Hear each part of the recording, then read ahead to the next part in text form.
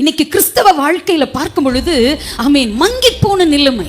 எத்தனை சத்தியங்களை சொன்னாலும் நான் அப்படிதான், எங்கேயோ ஸ்லாக் ஆயிட்டு இருக்கீங்கன்னு அர்த்தம், எங்கேயோ விழுந்து கொண்டிருக்கிறீர்கள் என்று அர்த்தம். நல்லா புரிஞ்சுக்கோங்க, ஒரு சரீரத்துல நமக்கு ஒரு பலவீனம் தாக்குகிறது அப்படின்னா உடனே ஆன் தி ஸ்பாட்ல ஏற்படாது, இம்மீடியட்டாக அதோட ரியாக்ஷன் தெரியாது.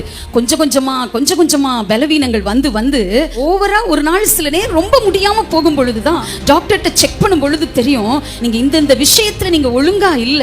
உடனே அதனுடைய விளைவுகள் தெரியாது, கொஞ்ச நாட்கள் கழித்து சொல்லுவாங்க, நீங்க சரியா எதையுமே உங்களுடைய சரீரத்தை பாதுகாக்க இவ்வளவு விபரீதத்துல வந்து முடிஞ்சிருக்கு அப்படின்னு டாக்டர்ஸ் நம்ம கிட்ட சொல்லுவாங்க. அதவே நான் சொல்லுகிறேன், ஜெபிக்காமல் இருப்பதும், தேவனை தேடாமல் இருப்பதும், பரிசுத்தமாக வாழாமல் இருப்பதும் உடனடியாக விபரீதத்தை கொண்டு வராது.